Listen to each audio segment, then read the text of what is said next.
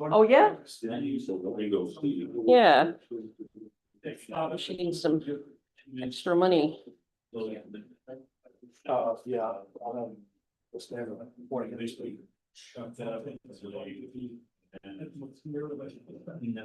And then he connects his laptop via Zoom or I forget how you do that. Yeah. When you get a chance. Your little badge. All right, so you are sharing, broadcasting a live stream to YouTube tonight. Yes.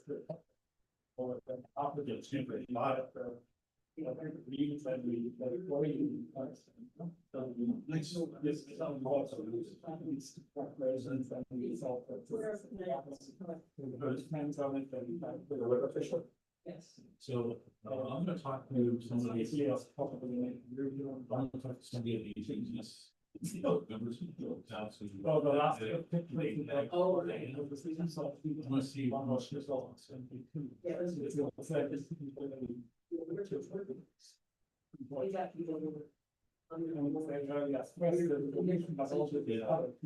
No, you know, they have found to make it. One's just a.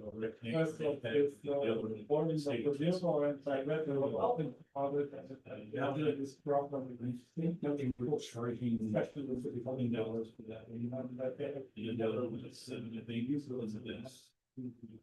Here's the outside temperature. That's actually. It's not one of the extra activities on big transport in mornings.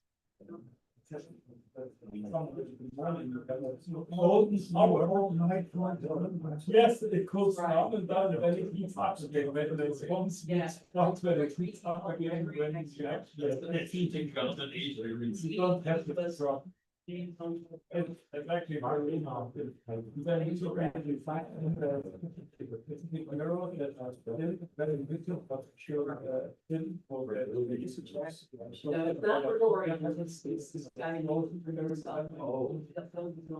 Well, the reason I mentioned it is also.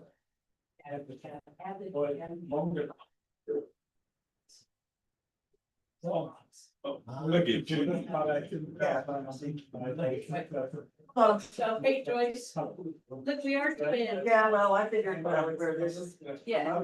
Yes, exactly, that's what I was thinking. How's it going? Susie. My name's Jagon. Yeah, just a Managed to mine.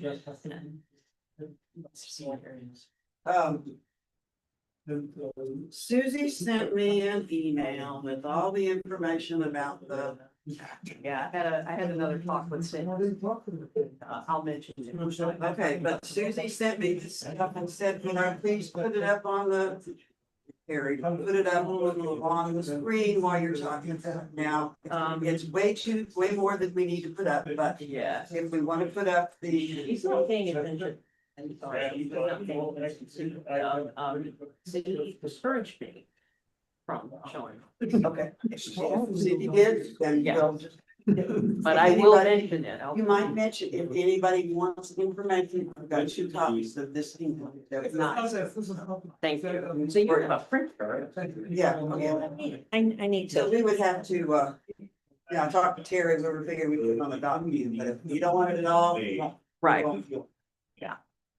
Yeah, Cindy clarified, it is not just something that, you know, it's something to, if they're interested in this guy's stuff, this is for people who are actual reps, yes, exactly, working in that field and yeah, all that good stuff. Hey, Anshu, I made you a co-host if you want to kind of help me track, how people need to be muted or something.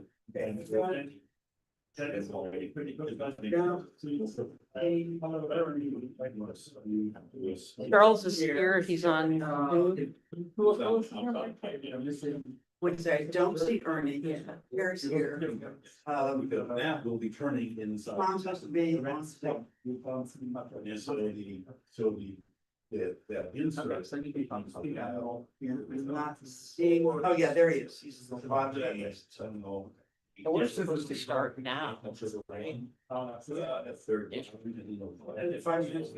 we having a practice?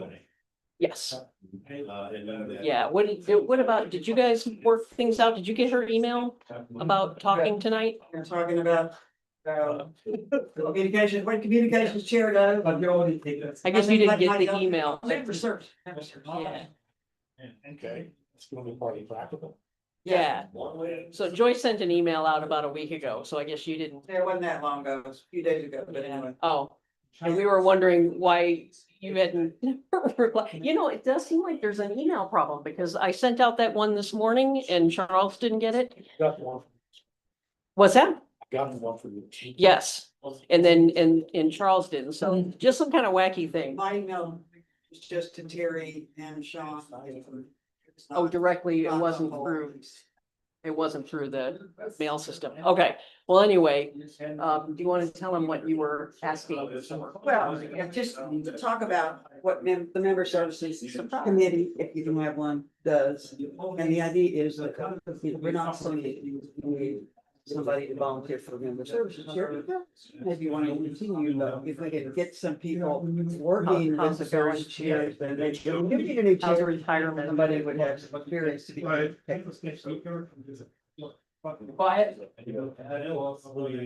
It's still hit. We can say the. Yeah.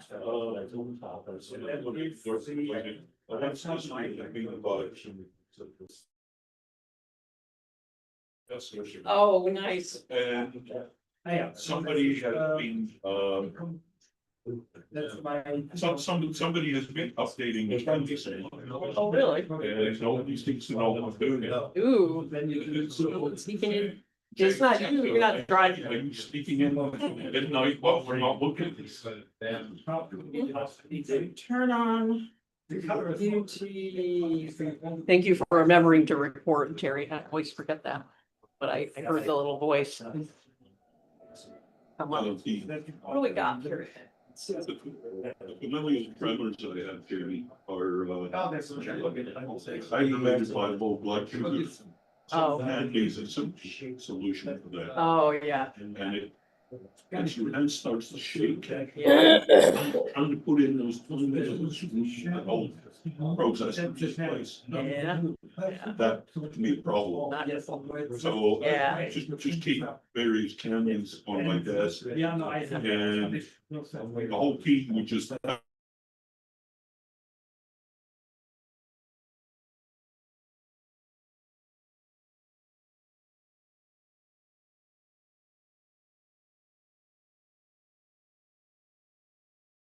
Hey Terry, you're muted.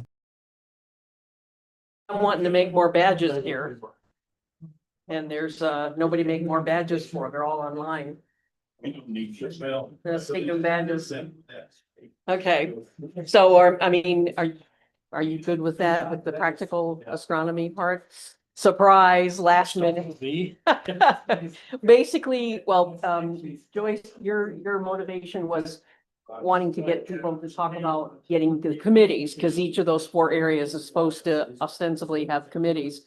But my thought is, we are putting together a nominating committee. We need new people who are interested in stepping up, because I'm sure you're done after 2 years in that position. You probably don't want to, right? You want to stay on for a 3rd year as a member services rep, Carrie? Open for discussion. Yeah, oh, is it? Okay.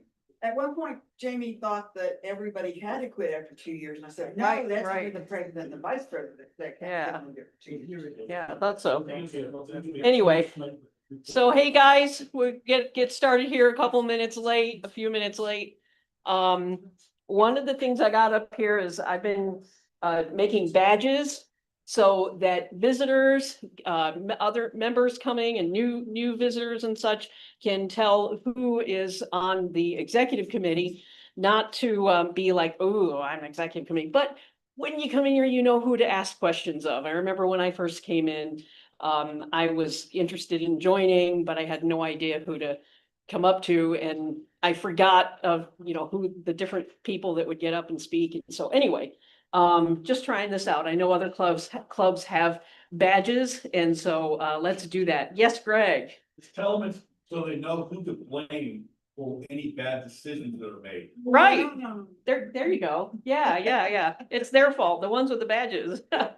So it's just a trial. In fact, I'm just right now reusing ones that I had made for an outreach event we had with the Austin Symphony Orchestra a few weeks ago.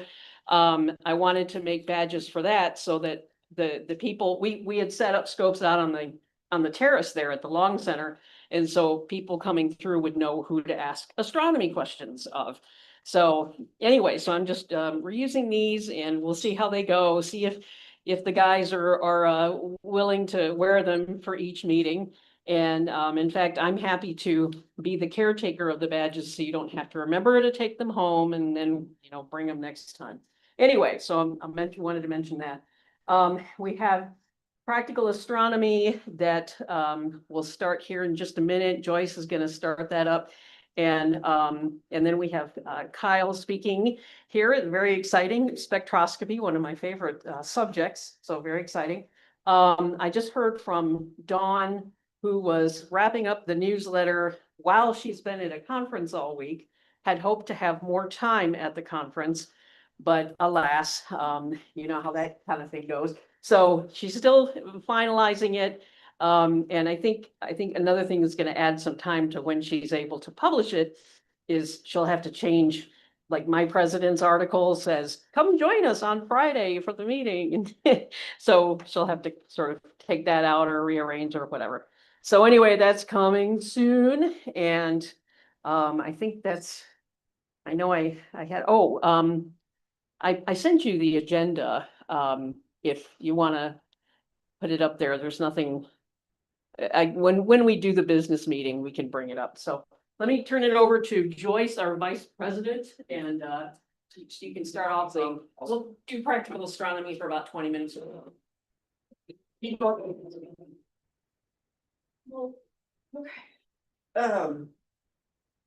Where am I supposed to stand? Anywhere, it doesn't matter. Where's the camera? Or you got something else on? All right, there we go. Okay, I'm Joyce Lynch, and I am the vice president, as Jamie said, but at this point I am representing outreach. We do not have a permanent outreach chair at this moment, and so I am working on it along with Jeff Murray, who is a committee member, he calls himself, and he's been very active, done a whole lot in outreach, and that's one of the inspirations, I hope, for some of the other committees that we have. The outreach chair and committee are in charge of any kind of public event that we do. And we have regularly scheduled ones at Inks Lake State Park, Pedernales Falls State Park, and Pflugerville. And we're a couple other state parks that we are going to start working with, at least to have one, I think, in 2026, and that is Blanco and Enchanted Rock. So those are the regularly occurring events. We also get many requests from schools, libraries, neighborhood associations, and to the extent that we can get members to go out there and do a start party for these groups, we try to do that. Sometimes we get requests we had one the other day, his friend's having a wedding, and they'd like to have somebody with a telescope come out for the reception. And that's the kind of thing that we really try not to do, because we have so many nonprofits asking us to do star parties that somebody who's not a nonprofit, there are a couple of groups that we can refer them to that would do a star party for them for a fee. So we limit ourselves to nonprofits. Let's see, where'd my notes go? Just something. Okay, another thing we do is Austin of the Stars in July or August. This year it's August. And that's at St. Stephen's Episcopal School, where we go out there for about 4 hours with our telescopes. We invite the public. We show them what we can see here in the city. It's not extremely dark out there, but the hills sort of cut out, keep some of the light from downtown from hitting the field where we are there. So that's a yearly event we've done for many, many years. The other thing that we do is Girl Day, which is coming up. Yeah, James got much.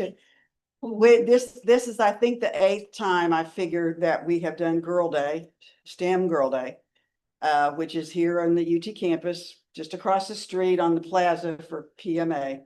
And we go over there. It goes from 10 o'clock in the morning till 4 o'clock in the afternoon. Thousands of kids, not just girls. It's kind of aimed at girls, but certainly it's not just limited to girls. We have a lot of boys too, and their chaperones come, and what we have are some telescopes to hopefully look at the sun. If the sun is not out, which sometimes happens, we look at various things in the area, like the top of the tower. The top of the tower is very interesting architecture. So we do that, and then we have some lenses and mirrors to talk about how a telescope works. And also we're going to have some of the activities that Jeff Murray has come up with to use at star parties, evening star parties. We'll have some of those there too. So looking for more people who are willing to help out at Girl Day. It's a lot of fun. You get a free t-shirt. That's why Jamie and I have these. And I think I have 5 in my closet at home right now for all the years I've done it. Yes, Rajesh. When is it happening? February 28th. 28? Yes, so 2 weeks from tomorrow. So, and I'll be sending out One of the things with the t-shirts, I showed up one year with the t-shirt from the previous year, and they were out of t-shirts in my size, and they said, oh, just wear that one. So later UT police were coming around and talking to the various groups and saying how, if there was problems, how to contact them and let them deal with it. Well, they decided that since I was wearing an official t-shirt, but it was a different color from everybody else, I must be the boss.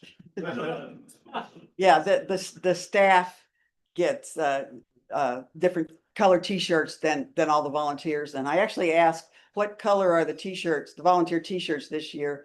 And I was told, oh no, we don't say, because if that information gets out early, somebody is going to make t-shirts in that color themselves. And so it'll be a surprise when we get there on February 28th. So I'll be sending out a couple more emails where people can respond to me and say that you can help out. Doesn't have to be for the whole day. You don't have to have a telescope. There's plenty of other things we could do with the kids that are there. So keep that in mind if you can possibly come that day. I'm realizing that's the same day as we have 51.2 activities, and we have a star party at Inks Lake that night, but surely we have enough of us that we can cover all of these. So yeah.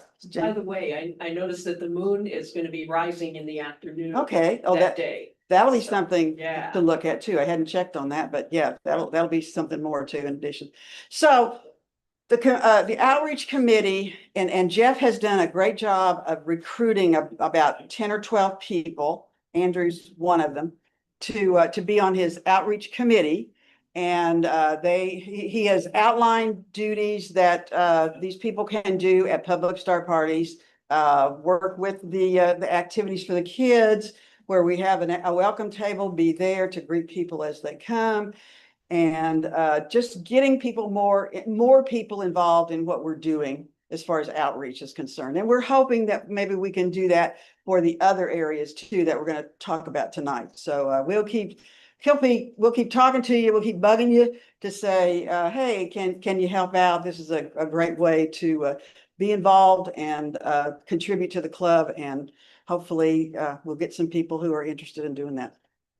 Any other questions? Brian? We put in a good word with the weather guys. I'd really like to be able to see the sun this week. I hope so. I had totally, So many cloudy years. well, and last year we were inside. I had forgotten. I kept trying to remember where we were last year. What did last year look like? And somebody reminded me we were inside because it was raining. So, yeah, you know, February, I don't know, is that a good month to do it? That's when we do it. So, but yeah, we always keep our fingers crossed. Have you tried scheduling for a full moon week? It never rains during a full. Well, moon. yeah, that would be a good idea. So unfortunately, I'm not the one who decides. So, But the moon is rising in the afternoon. so we'll have the moon. It won't be a full moon, but maybe that'll be enough to give us good weather. So, okay, well, anybody has any questions, I'll be glad to talk to you about outreach. And Jeff would also appreciate any help that anybody wants to give. Last time we had those pictures of the planets across the. Yeah. Did we just have these little disappointed? Jim and I have done that when we've gone to schools and we were inside. And there was even one school we went back the next year and the picture was still on the wall. Above the entrance to Yeah. we had the telescope set up on the stage. And above the entrance to the dining hall Cafeteria. or cafeteria, we had put up pictures of planets. And we were looking at them, you know, most of the light of the hall. And when we came back the next year, things are still there. They weren't in the way of anyone. And the reason we had put the telescopes up on the stage was put them down at floor level. All the people walking around keep getting in the way. Whereas once you add that other 4 or 5 feet of the stage, your telescopes are well above everybody's head. Nobody's getting in the way. It works out a whole lot easier. Okay, we're gonna move on now to Sean Leary, who is online, who's gonna talk about his role as communications chair. Hi, everybody. I'm Sean Larry, and I do communications for AAS. Some people join AAS because they actually build telescopes. Others do astrophotography. Some do citizen science. But some of us are just tourists. We like to go to dark sky sites and just look at the stars. And for us tourists, if you can work with computers, then there's a role for you at AAS. We call it communications, but really it's an IT role. We keep the website up and running, set up the emails, and work with the memberships database. So if you have some computer experience and you want to contribute to AAS, this is one way that you can do it.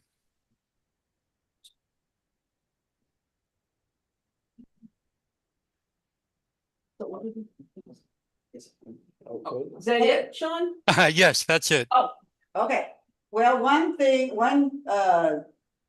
area of help that Sean needs, or that everybody needs, is that we need a newsletter editor. Dawn is doing it on an interim basis, but we need a permanent newsletter and also a newsletter editor. And we also need people to help us with our website. We really want to do some work on the website, and we don't actually have a webmaster. If we had a webmaster, that person could help, but anybody who might be willing to help us with website design, we would love to have your help.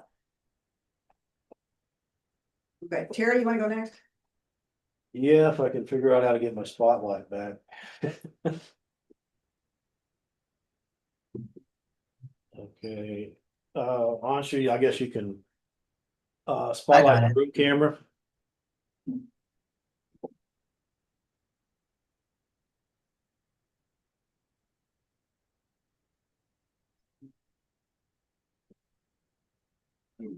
Yeah. All right, I'm Terry Phillips, and I've been the communications chair for the past couple of years. That's a role where we're looking at internal to the club. Member services. Oh, did I say outreach? You said communications. He He's used to done, be the communications yeah, chair. he's done them all, so. Yeah. Yeah, actually, that's true. I just haven't done outreach yet. Okay, so member services are all responsible for all the programs where we are, you might think of it as in-reach, that we're doing with the club members themselves. The main responsibilities are basically the star parties that we hold for members.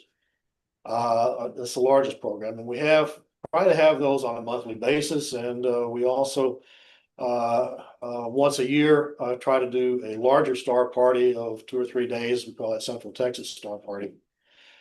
The role is, kind of, shrunk a little bit. If you look at the history of the club since we left Canyon of the Eagles, it's a little harder to do member star parties these days because we don't have the infrastructure and access to really good facilities that we had with Canyon of the Eagles.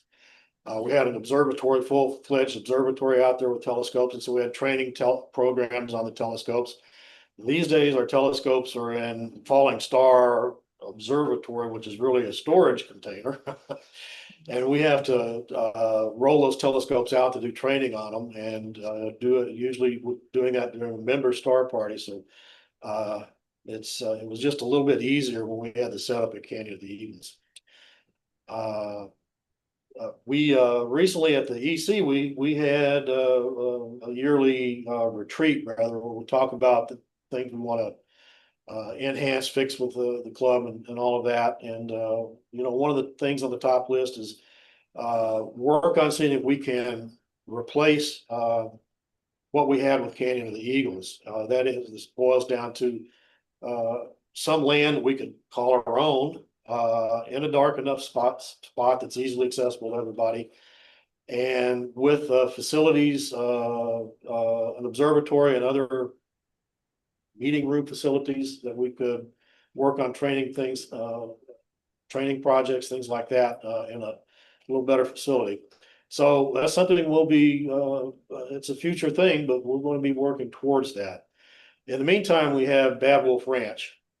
And that is a dark site, but it's not very highly developed. It's about the same distance as Canyon of the Eagles was from downtown Austin. It's north of Lampasas. But again, there we have a quote observatory out there, but it's really non-functional and kind of serves as a storage place. We have lots of storage places. We have a lot of telescopes in storage. So the member star parties, when we want to get into a dark site, we go out to Bad Wolf. We also are doing 4 member star parties a year, trying to at Pedernales Falls. And all of these are subject to the weather. And I would say our success rate with the weather has been abysmal for the past 2 years. So I'm finding myself canceling more star parties than I'm hosting. And I don't know what we're going to do about the weather, but we might be able to do something about the way we are timing these services that might make them more accessible, because there's been a lot of times when we've had a really beautiful Friday and then Saturday is really crappy. So if we could hold star parties maybe on other days besides Saturday, that might give us a little more opportunities. So things like that, we will want to try and work out and see if we can maybe make up for some of the deficiencies that we've had there. Other services, there's really it's limited to what we could provide for our members if we wanted to. The sky's the limit there, I guess. But internal education programs, we do put some of those 101 level programs together for our Central Texas Star Party. But we could also have programs at, training programs at the members parties. But I just, our record is so inconsistent out there, it's kind of hard to get some momentum going. So I'm probably not going to take this position again after this year. I'll probably shift to another position. But we do need somebody with some energy in to kind of come and kind of rejuvenate our member services a little bit. So I'll certainly be willing to help anybody that might have an interest in that area. And we can define the role kind of up or down and maybe right size it for somebody who wants to come in. But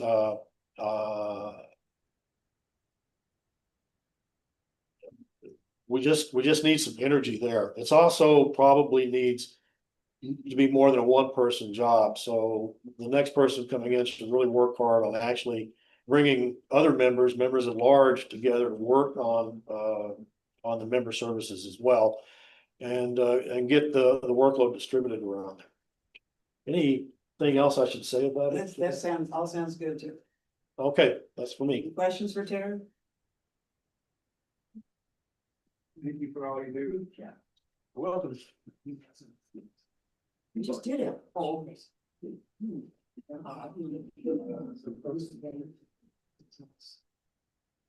Okay, well, let me just say a couple of sentences. Okay, our fourth committee is equipment, and that's, Ernie Leaf. Oh, Greg, you want, yeah, come talk a little bit about equipment. Exactly. Greg, He's Greg not is, here, but I'll speak for him. okay, great, thank you.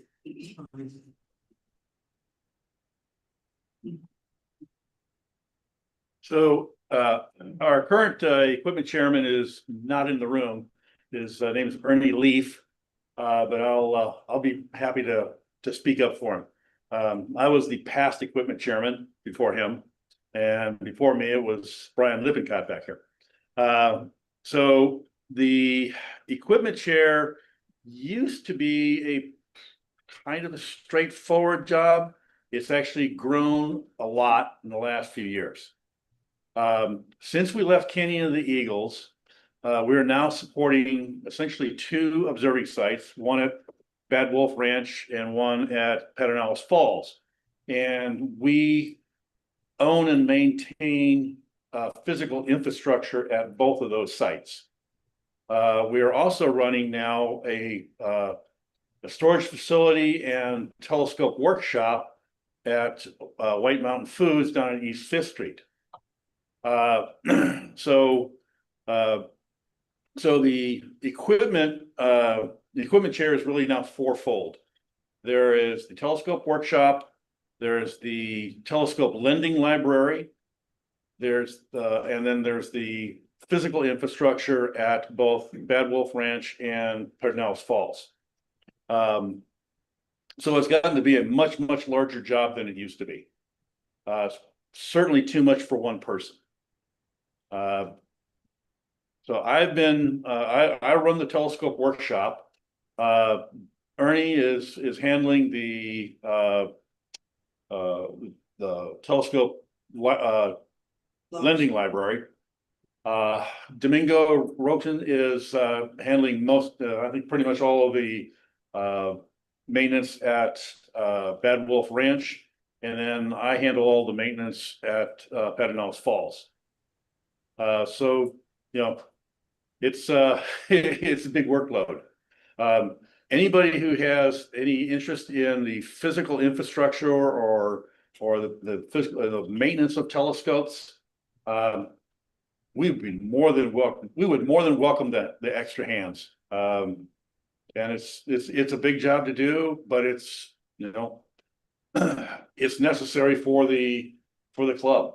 Really is.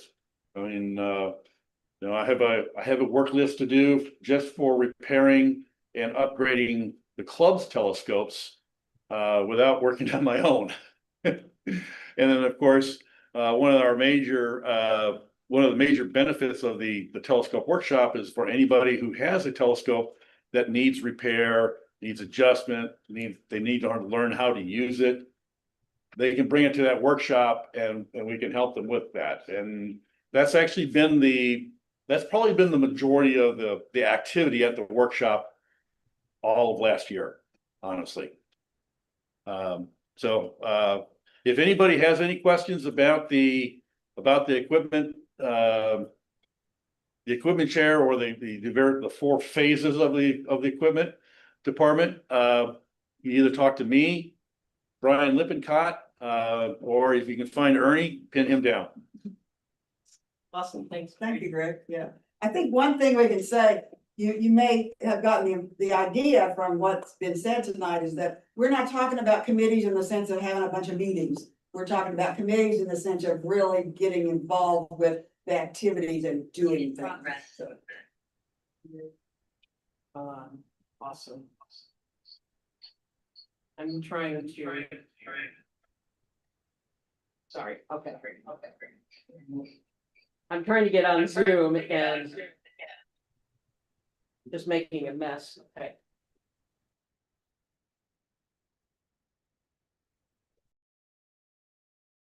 and who's here, who's not. Very good. So yeah, basically, well, I'll mention that in our business meeting about the nominating committee and our groups and all that. Okay, guys, so I'm Jamie, I'm the current president, and I am rolling off at the end of well, when our new term starts in June. And my position as president and Joyce as vice president, we cannot continue on. What a shame. Yeah, yeah. So we're working on just getting the information out about the different positions and different roles and the work we do, all for the love of astronomy and for the club. And just to get folks involved, bring in more membership. We did just have a retreat a couple of weeks ago, just recently, a day-long retreat to talk about all the ways that we can improve the member experience and all of the benefits of membership. And there is something about that in my article that's going to be coming out in the newsletter. And I'll mention today, Friday the 13th, it actually would have been my father's 100th birthday today. And which is auspicious, is really cool. And then I'm like, damn, I'm old.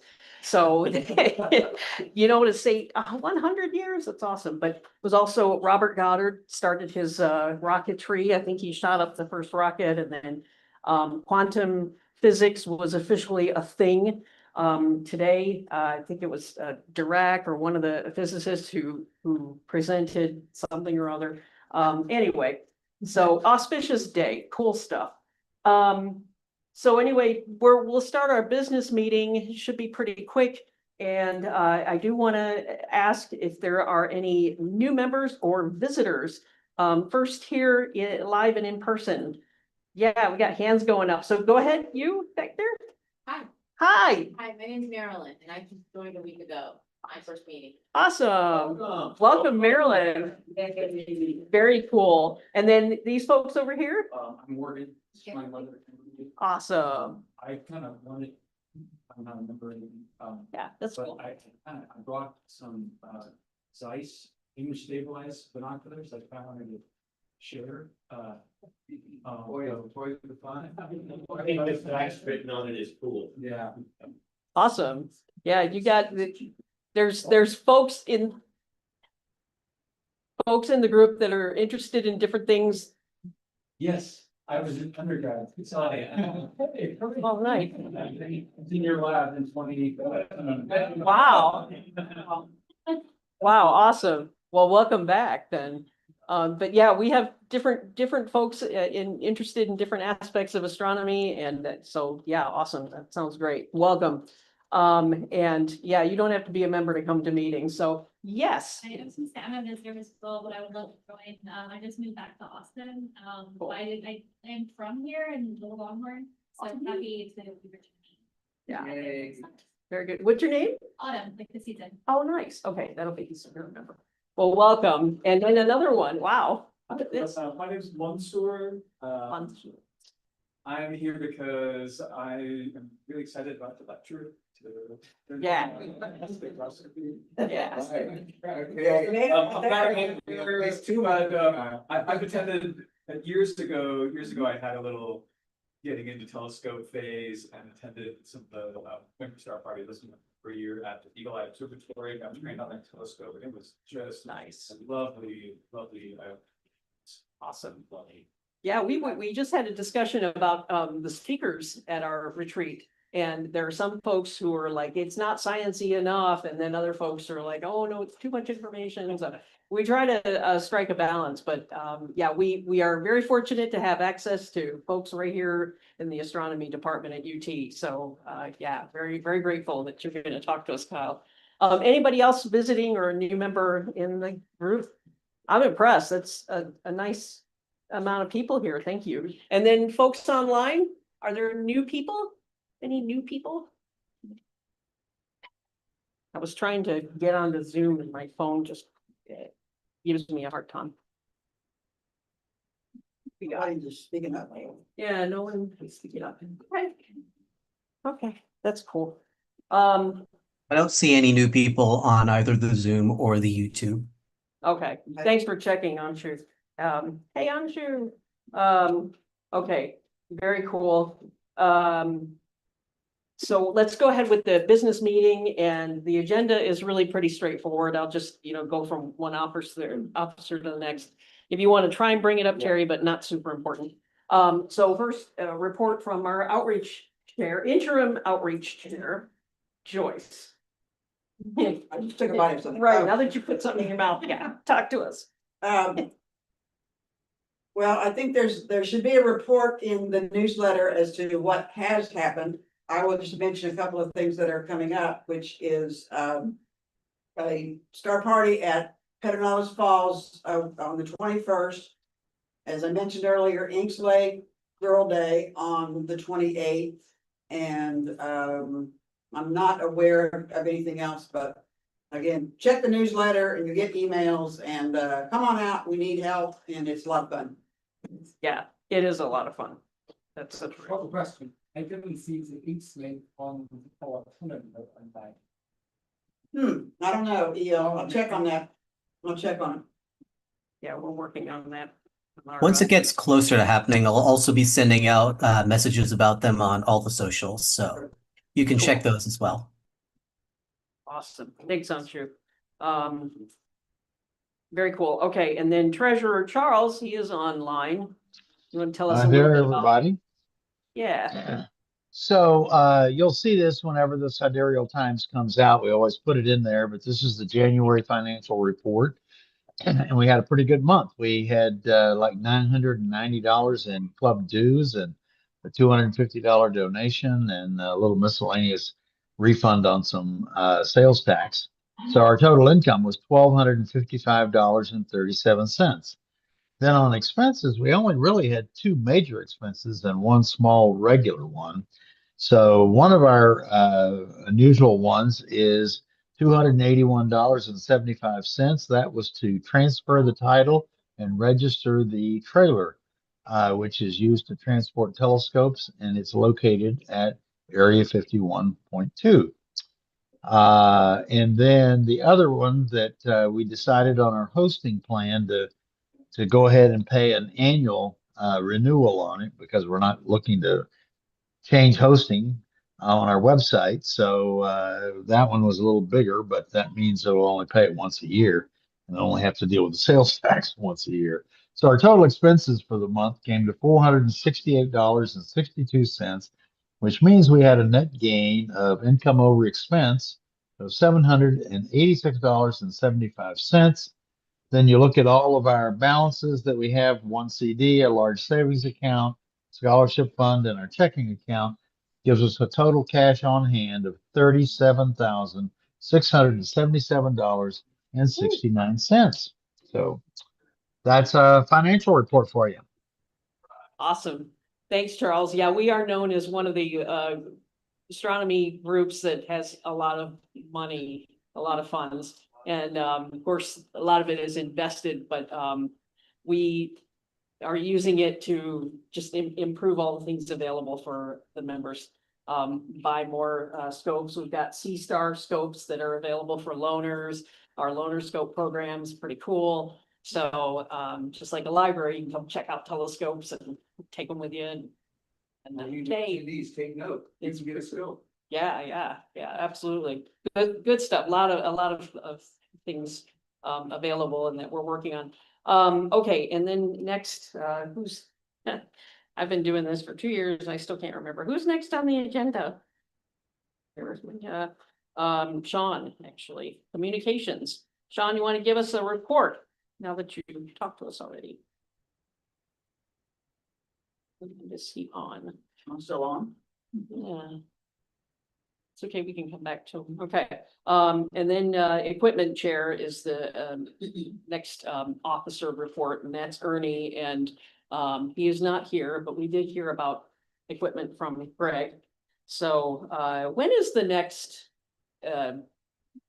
workshop day? They usually have once a month a day-long event out at our Area 51.2. That's what they call it.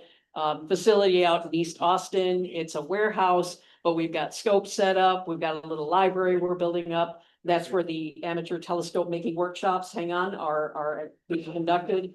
And so when is the next one? They just. 28. 28, Yeah. okay.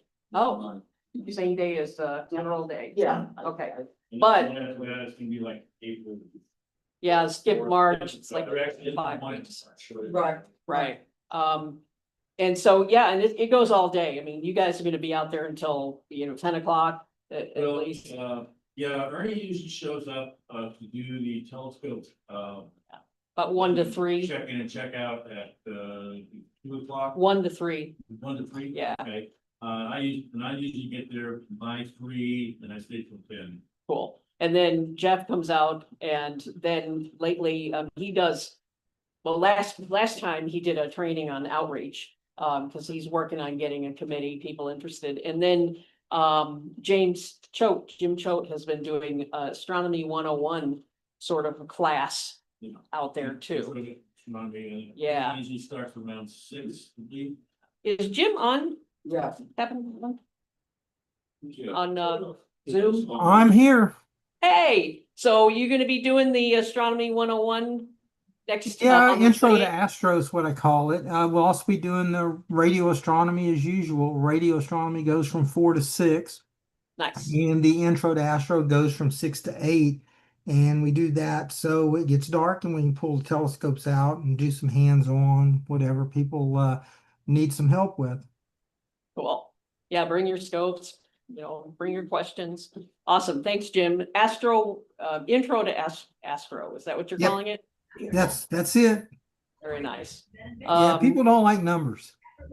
Yeah, I can need Matt. All right, thanks, Jim. And then, member services, Terry, do you have a report? Well, unfortunately, I had to cancel the Star Party we were gonna have Saturday night out at Bad Wolf. All 3 forecasting agencies I look at, were showing rain. Most of the day Saturday was clearing late, but not clearing quite enough to make me want to risk going out there, especially if the field might be wet. So the next member Star Party is for March the 21st at Pedernales. Cool. Okay, and then the public is. Oh, yeah. it's We have February public on the 21st. 14th this time. Okay, March 4th, okay, sounds good. Yeah, showing 90% showers and isolated storms tomorrow. Yep. Okay, very cool, thank you, Terry. And then the outreach report. I did that. Okay, sounds good. Then we have members at large, and we're supposed to have 6 people on our members at large list, and we have 3 vacancies. So we definitely need more people. So right now we've got Bill Gammerdinger. Are you online? Is Bill with us? Didn't notice it. All right, and then Brian and Don't see Greg. Bill. What's that? Don't see Bill on the Zoom. Okay, thanks, Andrew. And then, yeah, the dynamic duo back there, those guys are also members at large. And do you have anything you want to report beyond what you've already talked about? Okay, Not very really. I good. mean, basically, as a member at large, I mostly support the, equipment Cool. chair. Yeah, members at large it's a pretty easy position. We need them for voting to have a quorum.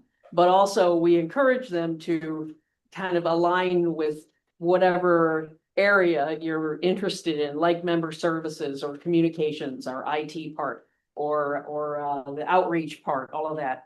So Greg has been doing a lot of work with equipment and actually, Brian, you have too, so. I show up at area 51.2. Okay, Greg, what do we need the machine now? What needs to be fabricated? I Awesome. take that home and do it in my shop and bring it back and Yeah, fits, that we move on to the next thing, and you invariably have people come in and I've got a telescope, can you show me how to use it? And I'm missing this little thingy, which is Yeah. a very technical term, thingy. yeah, So I have to figure out where we can maybe find one of those things, because oftentimes they sell them, so movies, so we have to Yeah. make a movie. You've made thingies for me before. I guess smaller, I've done a few things about things usually with any problem. Yeah, you made a thingy for me once, a little piece of metal. Yes, ma'am. Seriously, it was for, Better a whole doodad. Right. yeah, that's awesome. Not doodads too, awesome. Yeah, seriously, you can make anything. His shop is fabulous. I mean, these guys can make anything. They're wonderful. Sometimes if you have a bit of kit, that might take a week. Yeah, Yes. cool. Okay. All right, and then our next, those are all the elected members of the EC, the Executive Committee. And then we have our appointed positions like Anshu, who is our social media coordinator. And so do you want to give us a report, Anshu? There's not too much to say for actual reporting. Things are going out on the social media pretty much on time. For everyone new here, I do want to advertise all our socials again. We have a Facebook, an Instagram, a Blue Sky, YouTube, of course, a couple others, and you can find all of our socials on our Linktree. That's all. Linktree, you said? You can find all of the socials on the Linktree. I've posted that in the chat in case anyone's online Zoom looking over there. Oh, awesome. Okay. Thank you, Anshu. And the next report is for Dark Sky. And I guess Susie is not going to be here. And I am going to do just a quick report that, well, I'll mention that she does a nice write-up in our newsletter. So that's going to be coming out like any minute now.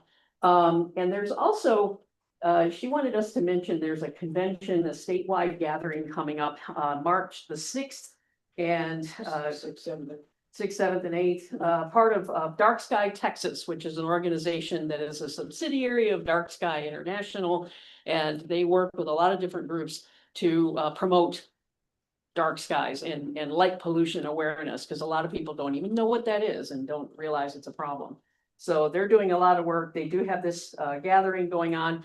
It's mostly for people who are working in that field or representatives from different clubs who come and participate.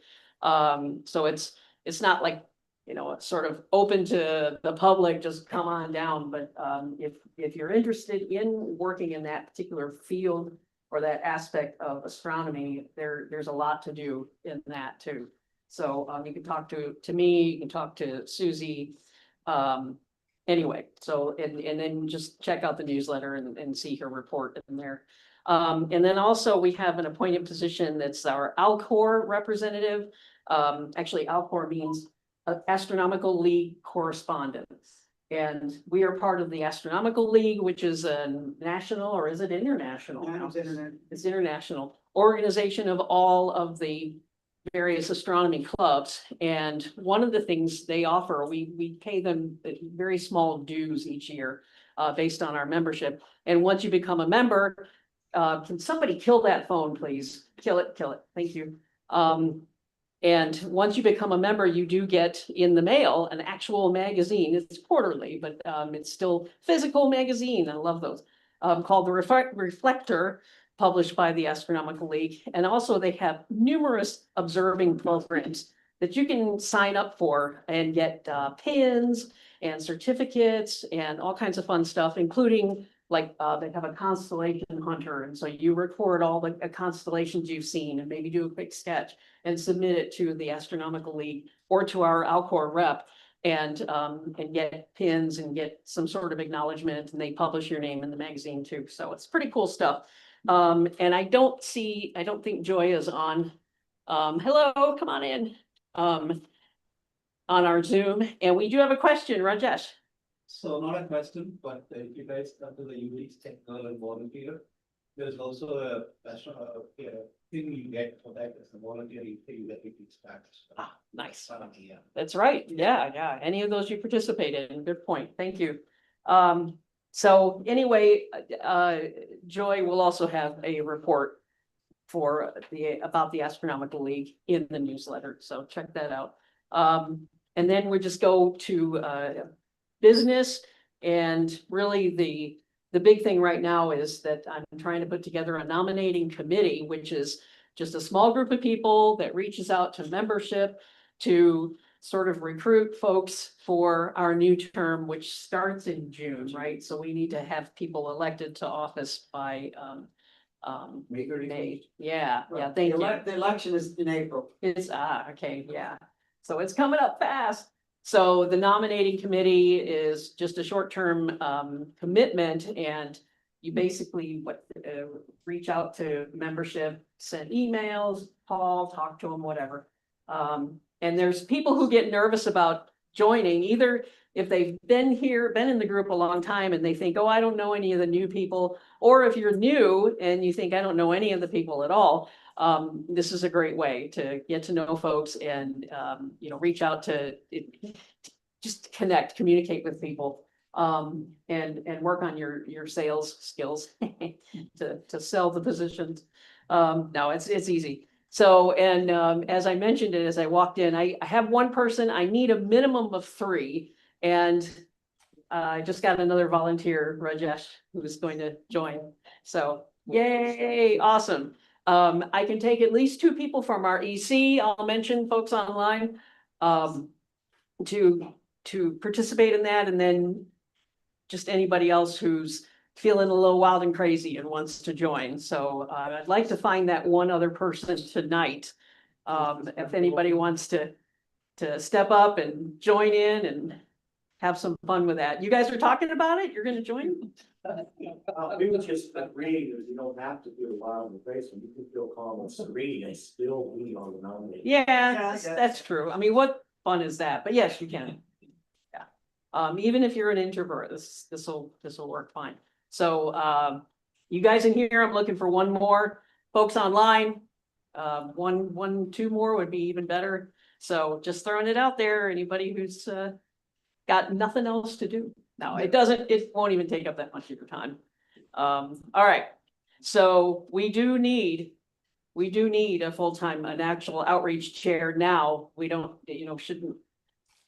we can wait until June, but we really need somebody now because we don't have an actual person in that position.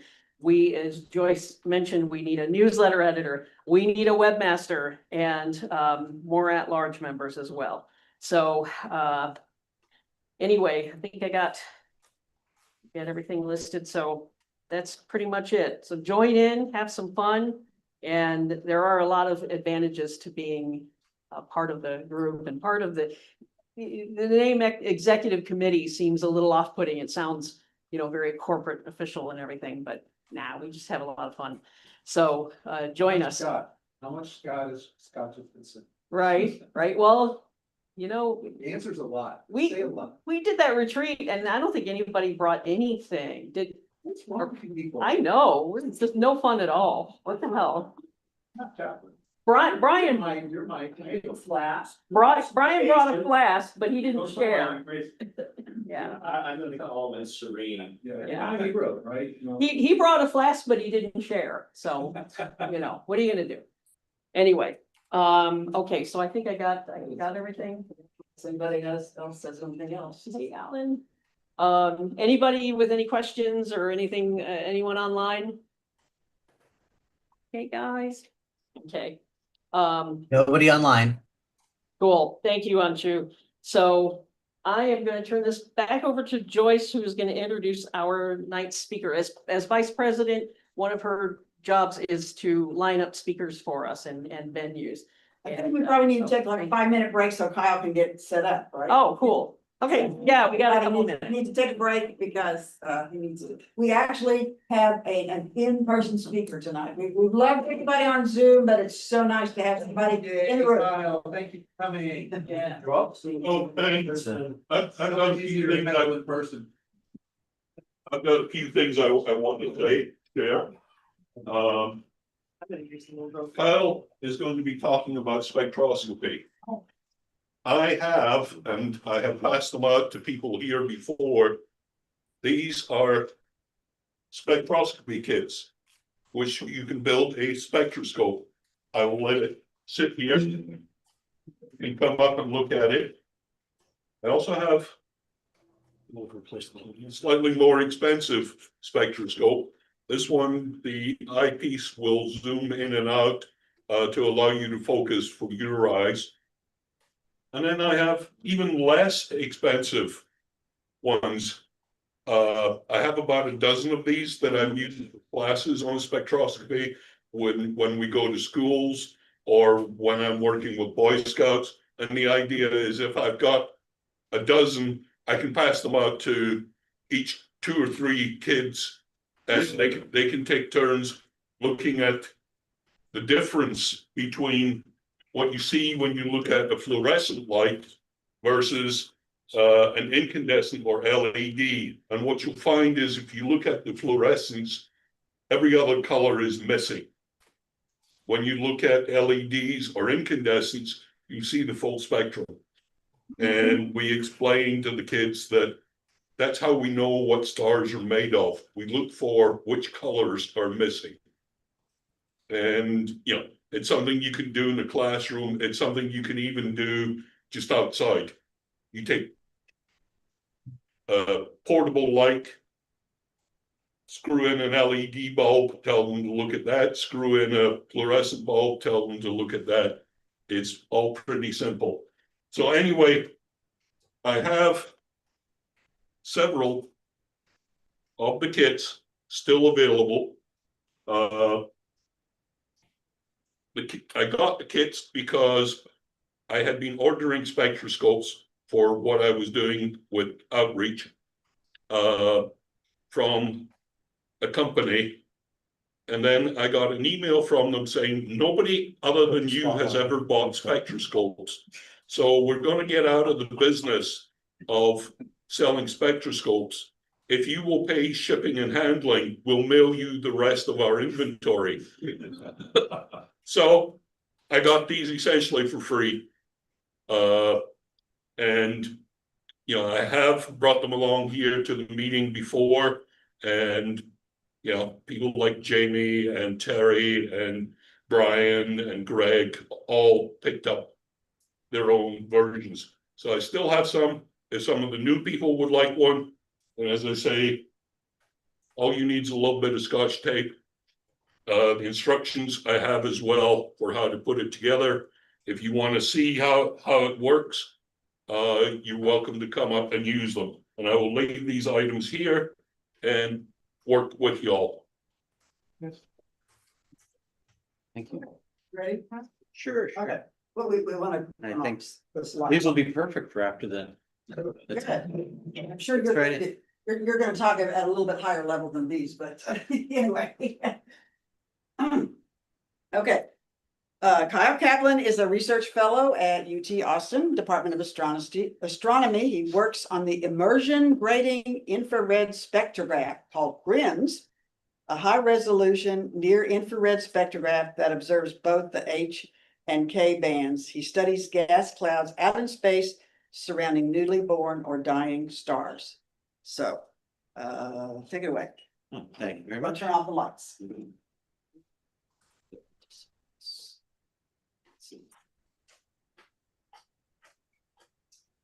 I don't know which it is. We'll figure it out. Okay. So spectroscopy is one of those things. Oh, there we go.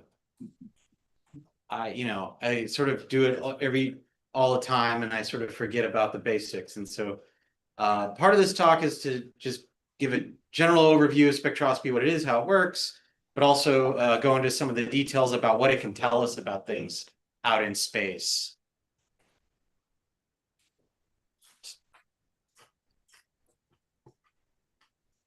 Okay, so this is a spectrum of the sun.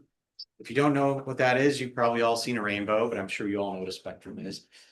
A spectrum is basically light that's been split up into its component wavelengths or colors. And so what is light? Light is made of particles we call photons. Photons are one of the fundamental particles in what we call the Standard Model. Those are all the most fundamental particles that make up our universe. Photons specifically are what are called force-carrying bosons. That means they can take energy from one place to another. And what's really special about photons is they can just travel. They don't decay. So if you have something very far away, it's emitting light, those photons can travel across the whole universe before we see them. The one property that a photon has is its energy.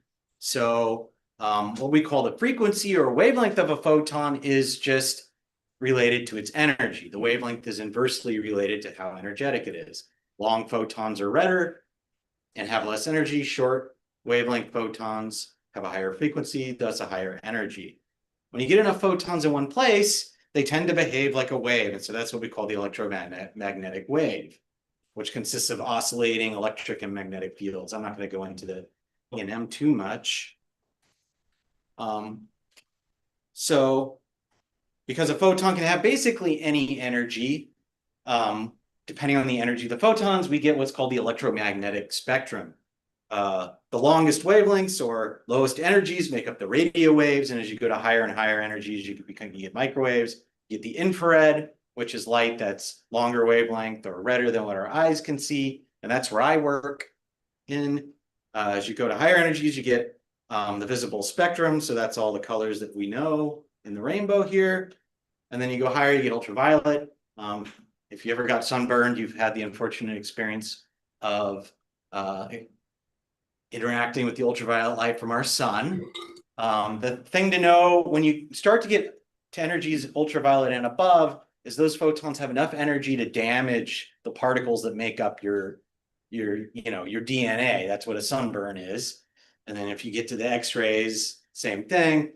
And then gamma rays, you probably don't want to be near. And gamma rays are, they're the highest energy photons that we can have. And they're all associated with very high energy phenomena, nuclear reactions, of course, but also, black holes, that sort of neutron stars, those all give off X-rays and gamma rays. So in astronomy, mainly, it used to be 100% of the only thing we can get from things out in space is light.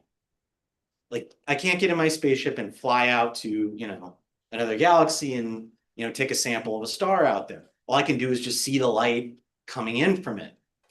Nowadays, we can pick up gravitational waves where they see emerging black holes and that kind of thing. And there's also neutrinos. But still, for 99.9% of most of the astronomy that we do, it's all light. So so if I have something like galaxy, it gives off photons. Those can travel very large distances, millions or billions of light years over a very long period of time. But if one of them happens to intersect the Earth and I'm in a telescope, this is the 2.7 meter telescope at McDonald Observatory. I've observed a couple hundred nights on there. And then it bounces through the mirrors on the telescope and into the instrument at the Cassegrain focus here. This is IGRINS. This is the instrument I use. This is a near infrared spectrometer. It's in, you can see my mouse fade. It is this golden box here. And then this is a bunch of electronics. And then this is, the light actually comes through. This is the primary mirror. There's a hole in that. And then the light comes through the Cassegrain focus into the instrument. So how does the spectrometer work? Spectrometer consists of a few critical parts. This isn't in every spectrometer, but most of them have some sort of aperture, which you only capture a sliver of light. So in this case, the spectrometer I work on has a slit. So you have a very narrow slit and the light passes through the slit. And then you need, and this is really the critical part, the disperser. So this is the thing that splits the light up into its component wavelengths or colors. And so the light goes through the slit, through a disperser, and then depending on the wavelength of light, it comes out at a different angle through the dispersion. Yes? So the slit is at the focal point of the telescope? Because otherwise you'd be throwing away light gathering. The slit is usually placed in the focal plane, but a lot of the time you do lose light going through the slit. So the resolution of your spectrometer depends on the slit width. There's a trade-off between how wide your slit is and how finely you can sample your spectrum. We can talk more about that after, but Sure. It's an important part of the design. Yeah, and I can show you on that metal spectrometer I can show you how adjusting the slit adjusts resolution and intensity both. And then the other component that you need is some kind of detector. And so you split the light up and then it has to be recorded in some way. Way back in the day, they would use photo plates or your eye. For that, you'd look through it. But nowadays, we use CCDs or CMOS chips. So you're basically imaging the spectrum. It's still an image, but it's the image after the light's been split up into its component wavelengths. There's two primary types of dispersers that astronomers use. One is a prism. And so prisms work under the principle of refraction. So shorter wavelengths of light or higher energy light bends more in glass or in a transparent medium than it goes slower, so it bends more. And then longer wavelengths of light or redder light travels faster through the medium and bends less. So you can think of it as, why would light slow down when it enters a medium? You can think of it like a column of marching soldiers. They go, if they're marching on like concrete and then they hit sand, they all slow down and they all kind of bunch up, and the angle they're marching at changes. So that's how a prism works.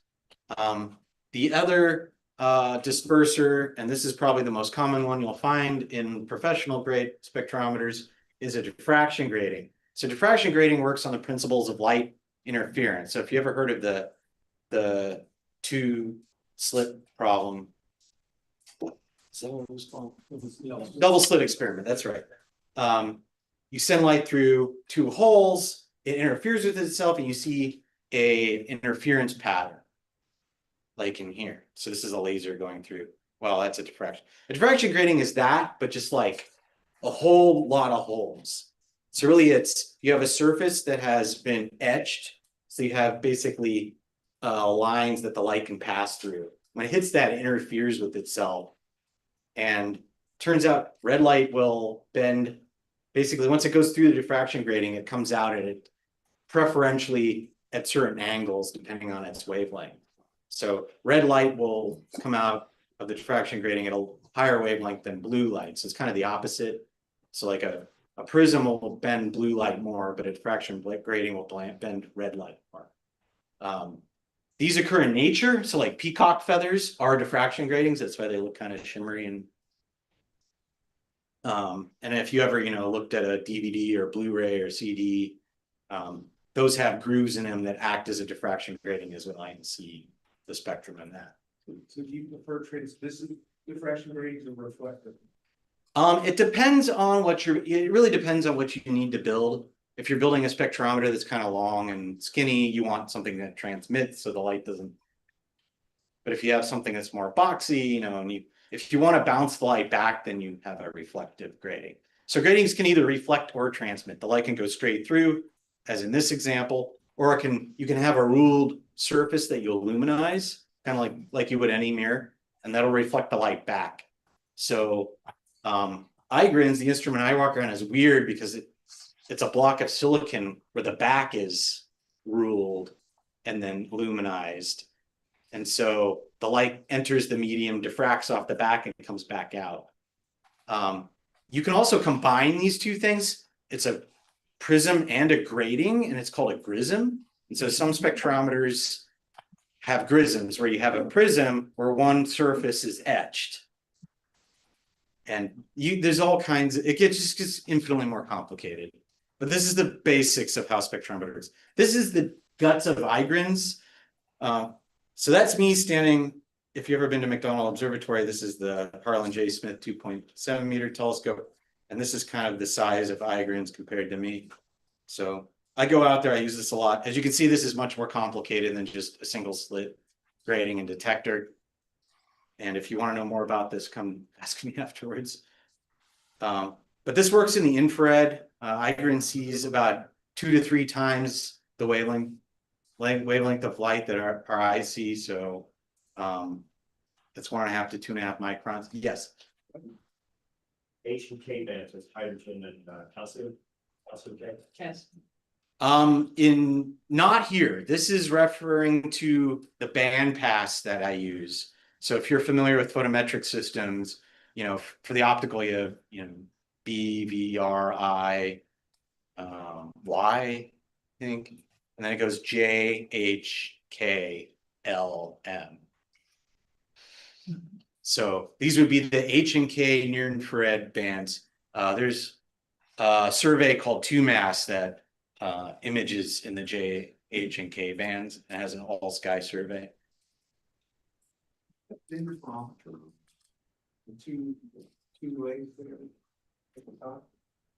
Here? Yeah. No, it's actually two spectrometers, is the H band and the K band. This is a dichroic, so what that is it's kind of, it's a piece of glass, I think, that has a coating that reflects light if it's longer or shorter than a given wavelength, and then lets the rest of the light through. And so we can take shorter wavelengths of light, send them one direction, a longer wavelengths of light, send them another. So it's two spectrometers where we've split the light. And right now we're working on an instrument that does that like 6 times. So it can get complicated. When we look at a spectrum, there's three general different kinds of spectra that I would say. You can have all the colors. You can basically have photons across all the wavelengths that you're imaging. We call that a continuous spectrum. Generally, that's given off by something that's hot. We call that a black body spectrum or black body radiation. Stars are hot. They give off mostly a continuum, but also nowadays LEDs do that as well. If you only see very specific wavelengths of light, we call that an emission spectrum. So that means we're getting photons at very specific energies or wavelengths. And then you can have the opposite. You can have a continuous spectrum where you're missing very specific wavelengths of light, and we call that an absorption spectrum. And so how does that work? So if you imagine this is a hot black body, it could be a star, it could be an incandescent light bulb, it could be an LED. We take the light, we split it up into its spectrum, and it's just a continuum. If we have a cloud of gas, now the thing is that I'm going to start to get into here is that different materials, different particles, different atoms, ions, and molecules absorb and emit light at specific wavelengths. We call those spectral lines. And so if I have a cloud of gas, that could be hydrogen gas, for example, and I have it somewhere between my light source, my star, and my spectrometer, that cloud of gas is going to absorb very specific wavelengths of light, and we get the absorption spectrum. It's going to re-emit that light off in some random direction. So if we just look at the gas kind of off axis here, that's how we get an emission spectrum. And so depending on if we're looking through the gas at a background light source, or if we're looking kind of off of it, that's going to give us whether we get an absorption or emission spectrum. So how does this work? The important thing to keep in mind is that this is all quantum mechanics. I know some of you know a lot of quantum mechanics, maybe some of you know nothing, but I'm going to try and give a real basic explanation here. So this is an example of a hydrogen atom where you have a single proton, not a photon, in the middle, and then you have an electron around it. And the electron can only be in certain configurations, or what we call orbitals or energy levels. Now, if we have a photon come in and hit the atom, we can actually take the electron and move it from one orbital to another. So it can go from a lower energy orbital to a higher energy orbital like that. And so if we think of that as like the electron is stuck in a valley here or some kind of bowl, and you knock it up. So a photon comes in, photons have energy. It hits the atom, kicks the electron up the hill and over a hump, and it gets kind of stuck in a little rut there. And so that's kind of the analogy of an atom absorbing a photon, exciting the electron, and then you absorb that wavelength of light. Now, because the difference in energy between these two levels is very specific, the hydrogen atom will only absorb those wavelengths of light specifically, and that's how you get an absorption spectrum. Now, nature's not so simple. In quantum mechanics, things are a little fuzzy. You've probably heard of the uncertainty principle. So we don't know exactly where, a particle's position and momentum can be, or where its energy and I forgot energy and time. That's right. And so things are kind of fuzzy. And so in quantum mechanics, if I kick something up to a higher energy level in an atom, it's not a stable system. The electron jitters around, it's always moving, we're never really sure where it is. And so eventually, given enough time, it'll decay back down to the lower energy state. When it does that, that energy has to go somewhere. And that energy goes into a photon that's emitted in some random direction. And so that's how you get an emission spectrum. And so now it's still jittering around at that low energy level, but it can't really go anywhere because, you know, it's like a marble rolling in a bowl. And so different atoms have different numbers of protons and electrons. So different atoms and ions will have different energy levels. And so they each have each element or ion has a very specific set of energy levels. And so it'll absorb or emit light at its own specific set of energies or wavelengths. And so this is the real key to spectroscopy, is that we can take a spectrum of something and know exactly what type of particle we're looking at. And so these are different elements, sodium, nitrogen, hydrogen, oxygen, where we can see the absorption emission spectra of those specific elements. Yes. Since the emission photons, I picture them going in more randomized directions. Are emission spectra generally weaker, more difficult to detect than absorption spectra as a result? In a sense, yes, but to have an absorption spectrum, you have to have a background light source. Now, if you know, you go out, you look up, sky is dark. So if I'm just looking around in a direction, I'm not going to pick up absorption. I'd have to look at a star or a quasar, for example. So yes, when we're looking at stars, no, when we're looking at other places. Does that make sense?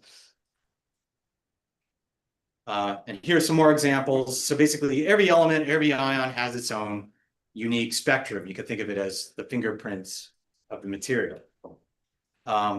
So this is what my data look like. So this is data from IGRINS, and these are the two detectors for the H and K band. And so that's an emission line right there. A lot of these emission lines come from molecules, actually. So molecules also absorb or emit light in a similar manner. This is molecular hydrogen. So these are all different emission lines from molecular hydrogen that I study. You might be wondering, why does this not look like one single spectrum? This is what we call a shell spectrometer. So it's a spectrum that's been chopped up into rows and stacked up on the detector, because the detectors are square. We don't have these like super long detectors. And so there's actually another diffraction grating that after we split up the light, we split it perpendicular. So it's like reading a book. You go from short to long wavelengths as you go down. The other thing to note, like when you're looking here, in each row here, there is some extent, and that's the slit. So like the light going through the slit, we have some spatial information along the axis of the slit. And so, you know, if we look at a star, this would look more point-like, but the light would be spread out. But because I'm looking at a gas cloud here, it fills the slit. But then there's variation in the brightness of the gas along the slit. It might be a little hard to wrap your mind around, so come talk to me afterwards if you're more interested in that. Normally, astronomers take the whole slit and they just collapse the whole thing. They'll just sum up along the vertical, and we get what's called a 1D spectrum. This is an example of what I look at a lot. All these spikes here are emission lines from molecular hydrogen. This is the kind of data I work with every day. Each line is at a different wavelength, and so, you know, I know what's what here.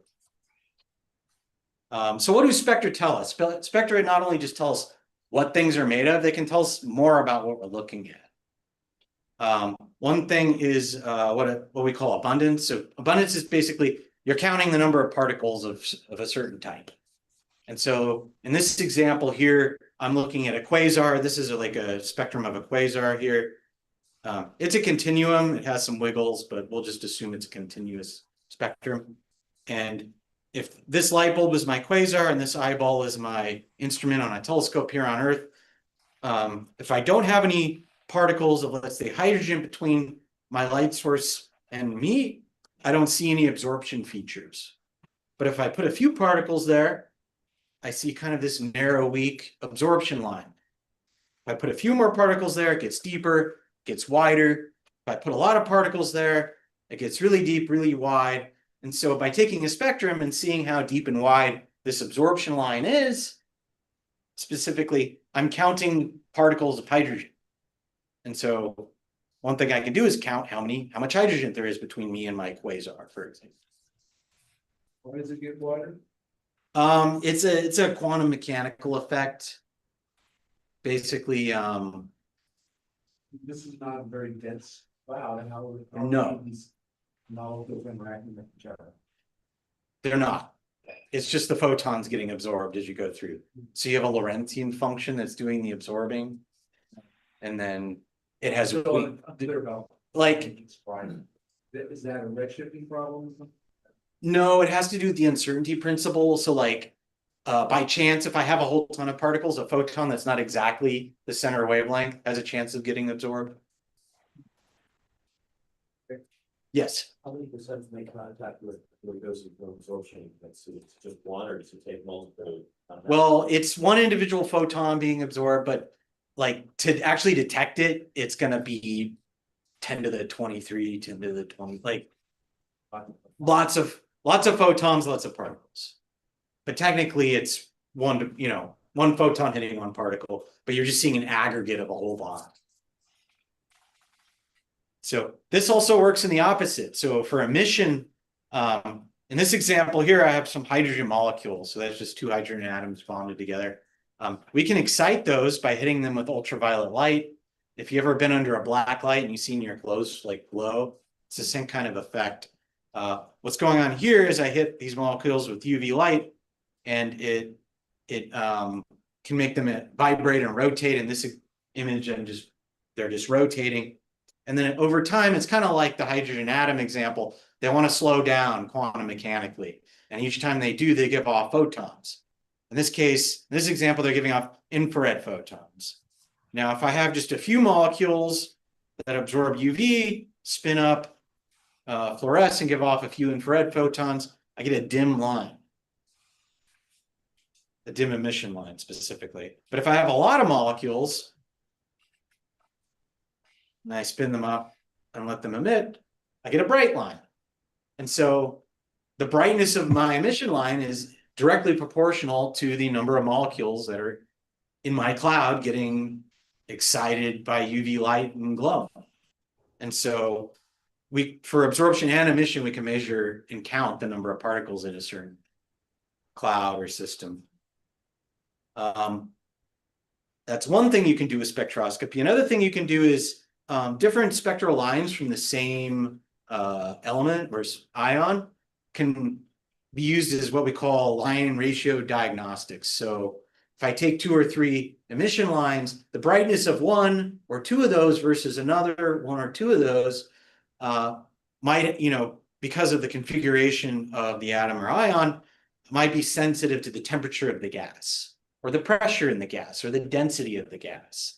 And so a lot of the people who work on, like, say, galaxies and the interstellar medium of those galaxies, they map the galaxy and they see silicon lines, and they can use those to measure, the density of the gas or the temperature of the gas. And so you can use spectroscopy to basically get at some of the physics going on. And then this is kind of a classical example for spectroscopy. This is stellar classification. And so, when astronomers first looked at stars, they didn't really know what they were looking at.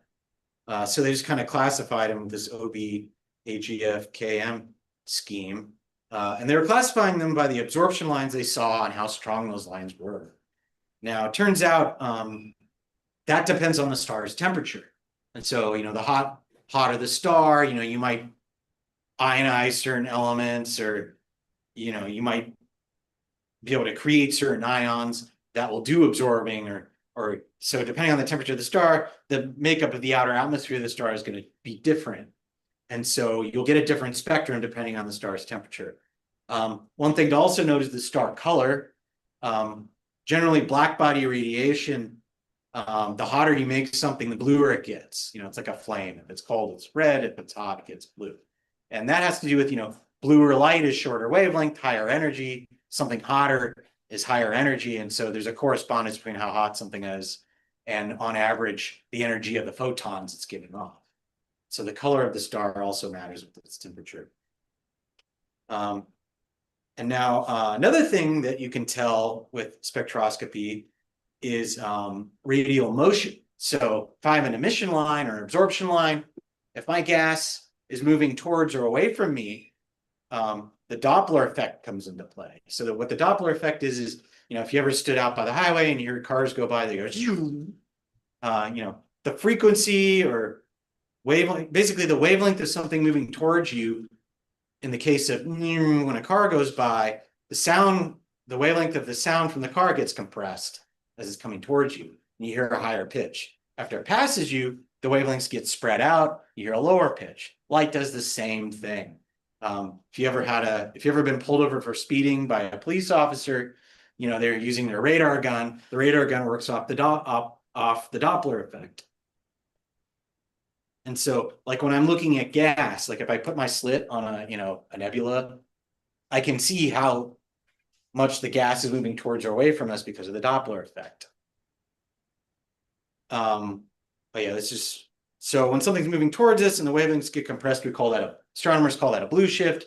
When something's moving away from you and the wavelengths get spread out, we call that a red shift. So if you're looking at spectral lines, they will move to wavelengths that are bluer or redder than what you would expect. And so microwave background radiation is massive redshift. Yes, in the case of the cosmic microwave background radiation, it doesn't have any emission or absorption lines. It's a black body spectrum, but it still gets spread out into the red. Or in the case of that, it gets colder. So speaking of, another type of redshift is what we call the cosmological redshift. And this is caused by actually the stretching of space-time. And so if you know the Big Bang, you know, at the beginning of the universe, 13.7 something billion years ago, you know, everything was very compact and dense, and it has been expanding ever since. And actually, the expansion of space takes light and stretches it out, like if I took a spring and pulled it apart. And so you could think of it, yeah, like as if I'm looking at a galaxy that's, you know, some millions or billions of light years away, those photons have been traveling for a very long time. As they've been traveling, the universe has been expanding. And so the wavelength of the light that's been traveling is being stretched apart. So that's the cosmological redshift. We can actually see this if we look at a nearby galaxy. The light has only had a little bit of time to travel to us and get stretched. And then the further and further away we look, the more and more the light has been stretched and the more redshifted it looks. And so actually there's a correspondence between how far away something is and how redshifted the light is due to the cosmological redshift. And so when we look at a galaxy and take a spectrum, not only can we see how much, not only can we measure its redshift, that tells us how far away it is. So that's one of the great pieces of evidence that the universe is expanding and that the Big Bang occurred at a certain point in time in the distant past. Okay, so this was something I just added at the last minute, but I thought it was cool. So, you know, I've been talking about slit, right? You take the slit, you spread the light out, but what integral field spectroscopy is, and this is really blown up in the last 10, 20 years in astronomy, is where my spectrometer is actually, it's an imager in a sense. So like they'll take optical fibers and put it in a bundle and stick that in the focal plane. And then each fiber you can think of as a pixel in an imager. And the light travels to a fiber, and then that comes out, gets spread out by a disperser, and then hits a detector. And so each fiber is a spectrum. And so it's spatially resolved spectroscopy. So I can look at something like a galaxy or a nebula, and, you know, I might have, you know, 100 by 100 pixels, let's say, and then each pixel is a spectrum. And so like in this example, I think this is the galaxy here. Here, this is the Orion Nebula, and I'm kind of stepping through. If you remember, due to the Doppler effect, you know, wavelength kind of corresponds to velocity. So, you know, we're stepping through. We're going from red I think it's from red to more blue shifted. So we're looking at gas at different velocities here in the Orion Nebula. So it's an image, but it's also each pixel is a spectrum. So we call that a data cube. Yes. So each fiber is essence slit of your spectroscopy. Yes, exactly. Then you do your diffraction grading on each fiber as its own diffraction grading. Exactly. Create this. Exactly. You reconstruct it and now you're scanning through the spectrum of the 2D in. Yes. Okay. So Is this really true? So you could take a bundle of fibers that make one slit and put it on one detector? people have done that. Because otherwise you need a spectrometer for each fiber, so you need 100 by 100 spectrometers. So what they do is they'll take the fibers from the bundle and then they'll put them all in a line. Yeah, they'll put them all in a line and they'll read out on a detector. I mean, if you want to get real, the newer ones, like they have multiple detectors and multiple fiber bundles, and I'll actually show you a little bit of that in a minute. So we have some of these things at McDonald Observatory. This is the Mitchell spectrograph. I used this like my first year or two of grad school. It's like 40 by 40 fibers. You know, I was using it to map galaxies.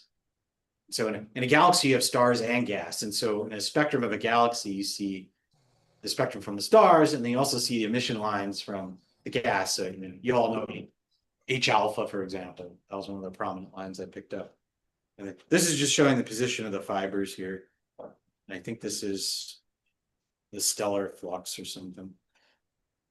Now, if you want to get really complicated, so if you've ever been to McDonald Observatory and seen the Hobby-Everly telescope, on the side of the telescope are these big black boxes here. And that's what they call the virus spectrometer. So that's like really the ultimate sort of application of this is it's a whole bunch of fiber bundles that are up, you know, the fiber bundles are up here in the tracker and they feed into all these. These are actually like 75 different spectrometers. So it's that where you have the fibers come out in a line and hit the detector. So that 75 times over, or sorry, 150 times over. And that was a big survey that they were doing. So they just put a bunch of fibers on the sky and just scanned for years. This is like a huge survey. And they were just looking for galaxies to measure their redshift. And so they're interested in measuring the redshift of a whole ton of galaxies, and that can tell you something about the expansion of the universe changing over time. So this was a dark energy experiment. So it's the Hobby-Everly Telescope Dark Energy Experiment, or HET-DEX. And that's just really like, I mean, you could go crazy. I've seen spectrometers with all kinds of crazy designs, but I thought I'd show off some of the stuff that we use in McDonald here. Now you can also build data cubes by just taking a slit spectrometer. This is actually a planetary nebula right here, this little dot. And these lines are a slit. This is the Igrin slit. And we just did 15 positions. So it's 1 arc second wide by 15 arc seconds long. Then I just do 15 positions. And then I flip it 90 degrees and do that again. So I have 30 spectra that I just combine into a data cube.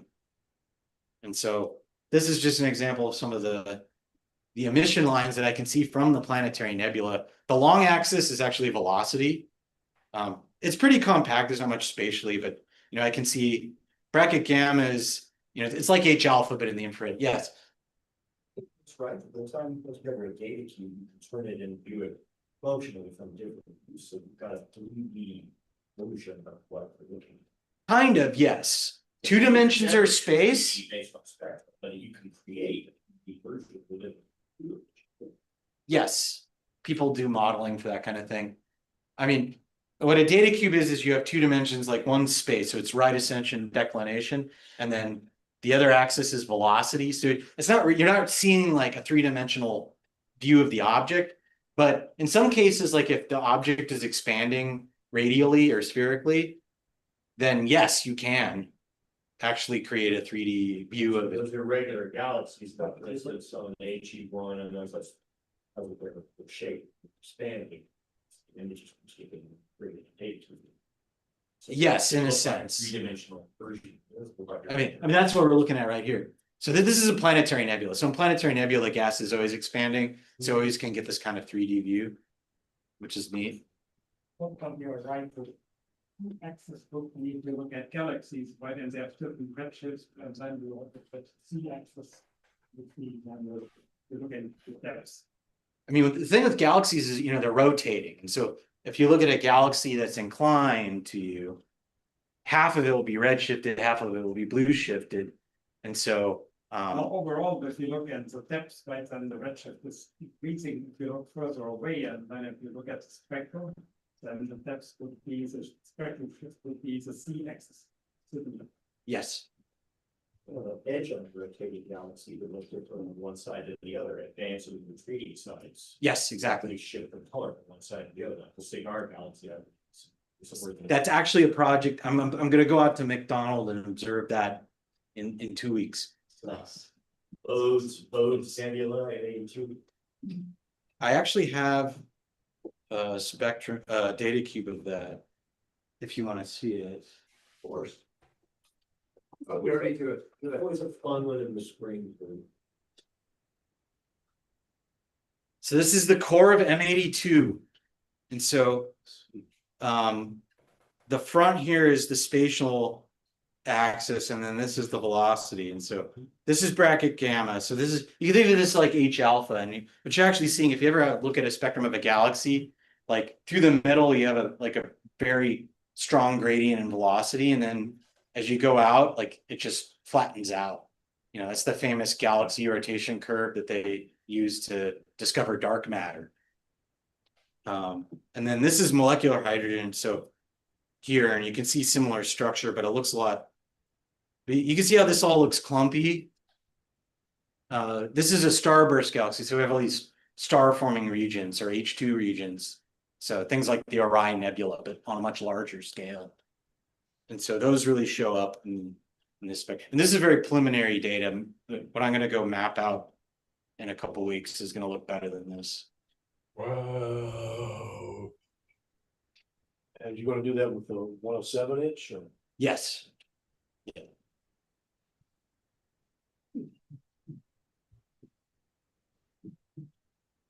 All right. Well, that's all I had to say. Thank you. I hope you learned something. We did it. Yay. Hey. And I know a lot of you had questions, but if you have any more, I'm sure I take a few. Let's do questions.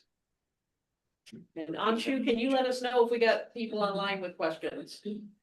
No one so far, but I'll let you know if anyone comes in with one. So you didn't talk about why you are interested in this field, in this particular tool and what you're trying to study. So I'm interested in molecular hydrogen specifically. I study what are called photodissociation regions. So that's molecular, where molecular hydrogen is getting hit by ultraviolet light from newly formed massive stars. So when you look at a star forming region, the Orion Nebula, I'm sure you all know, like the trapezium, those are all O and P stars. The UV light from that, it just ionizes everything around it. That's how you get hydrogen recombination lines and all that H alpha emission. But on the edge of that, the gas goes from ionized to neutral to molecular, and it's that molecular gas right at the surface that absorbs the UV that can make it through the ionized gas. That's what I study. And I'm interested in that because it's telling you something about how the star formation feeds back into the medium around it. So we call this stellar feedback. So like if I form a bunch of stars, the most massive of them are going to give off the most amount of energy in the form of light. The gas around that absorbs that, and it affects, the temperature, the density, the chemistry. And that affects the formation of subsequent stars and planets and all that. Like it's this kind of star formation life cycle going on in the interstellar medium. That's what I study. And so I go out and I make these big maps of, I've done NGC 7023, NGC 2023. So those are reflection nebula. And then I'm also going to do M82. And I've also done a little bit of the Orion Nebula. And maybe in the future I'll do more of it, but that's what I study. I want to mention molecular hydrogen just means two hydrogen atoms that make a bond. So it's a molecule. as opposed to just hydrogen. Right. Clarify. I wanted to ask about Igrins. That's something that's been traveling to other observatories, and so you just got it back, didn't you, fairly recently? Yes, that's right. So there it is, Igrins. How big is it? Like, Well, there it is to scale. There's me right there. and that's the unit, right? It's like as big as this table thing. Wow. It's heavy. They have to use a crane to mount it. So Igrins was commissioned here in 2014. It was commissioned at McDonald Observatory in 2014. And I was actually a graduate student then. And so I was there when it was commissioned. And then I used it throughout graduate school. And then I graduated in 2017, and it stayed at McDonald until about 2018. And then it traveled to what was then called the Discovery Channel Telescope, which is run by Lowell Observatory in Arizona. And now it's called the Lowell Discovery Telescope, LDT. And it went kind of back and forth between McDonald and that one and the Discovery Telescope for a couple years. I mean, the main reason it was there is because it's a bigger telescope, so you can see dimmer things. And then in 2019, I think it came back, and then it went to Gemini South down in Chile. And that's a much bigger telescope. I think it's like 8.5 meters. And so, and also we could see the southern sky from because before we could only see the northern sky. And so it got a lot of use down there. And then now it's back at McDonald. And we just got a bunch of proposals. It's oversubscribed. People want to use it more than we have. There's only one of them. There's only one. No. Actually, people liked it so much. It was so productive that so UT Austin built Igrins in partnership with the Korean Space Agency called KASI. And so KASI partnered with Gemini because they really liked it so much at Gemini South. They built an Igrins 2, which is at Gemini North right now. And so that's a Gemini KASI partnership, but it's almost identical to the current Igrins 1, I guess. I've worked a little bit on the data reduction pipeline for both. It's very, very similar. This may seem like a silly question, but we talk about, people will ask us if we're professional astronomers, and we'll say, no, many professional astronomers don't ever look through telescopes. You're going out, so you're there, not getting stuff sent to you from, while you're sitting in an office across the street. How, talk a little bit about that. So on the 2.7 meter McDonald, you have to go out there. Well, that's not true. When I started, you had to go out there. And so that's why I racked up so many nights observing.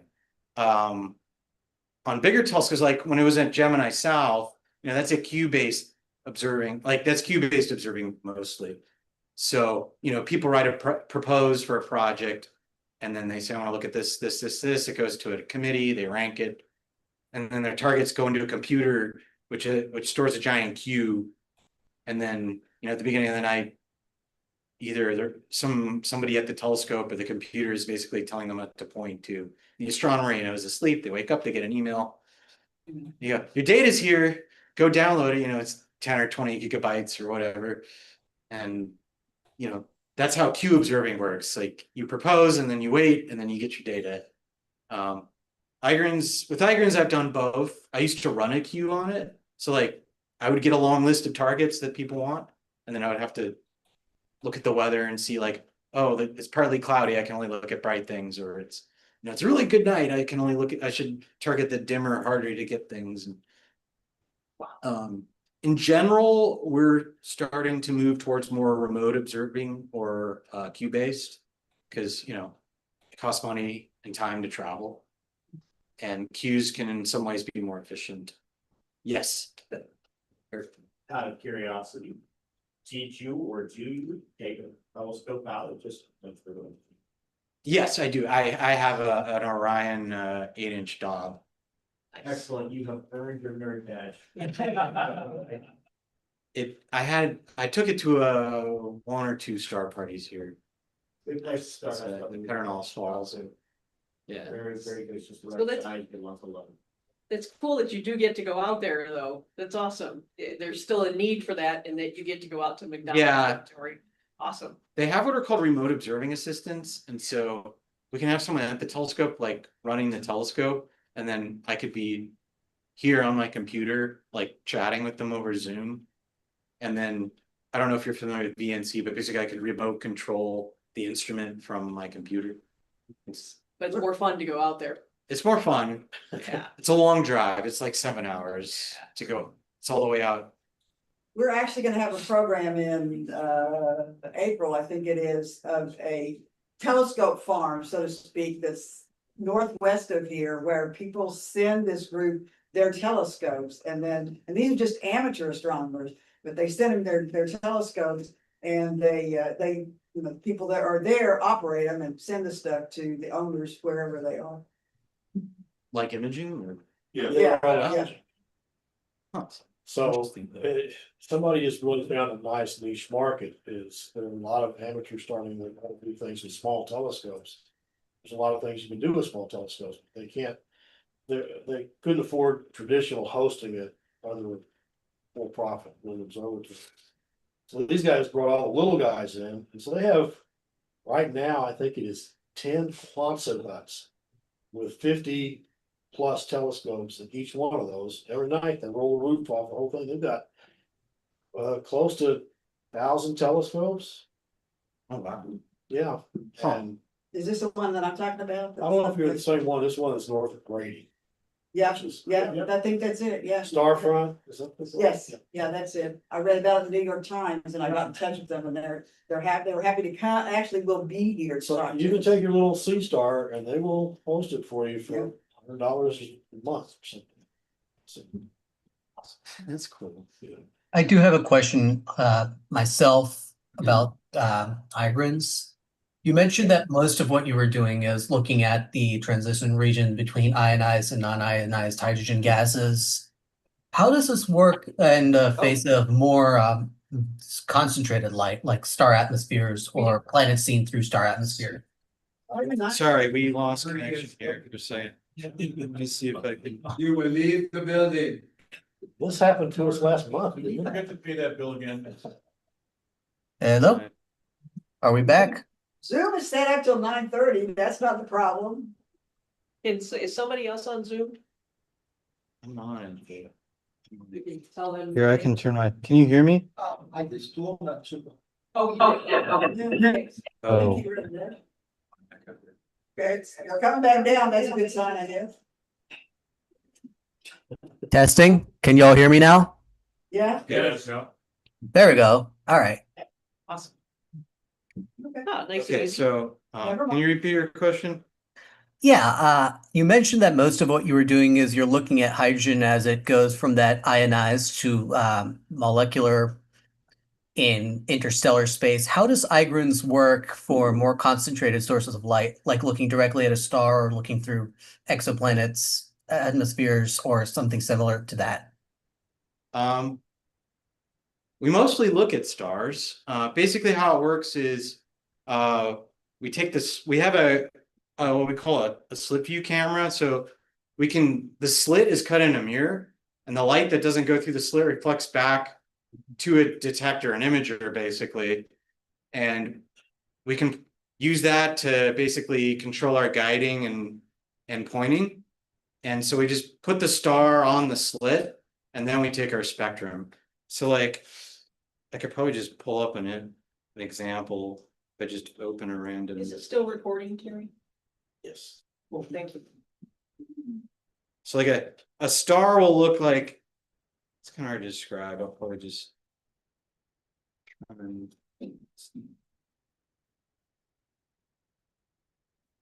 This will be a star.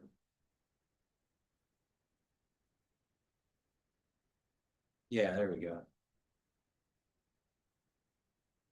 Actually, I think this is.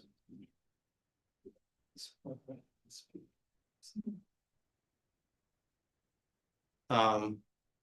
might not be the best example, but basically. I think this is actually a spectrum of the planet Uranus, but it's analogous to a star.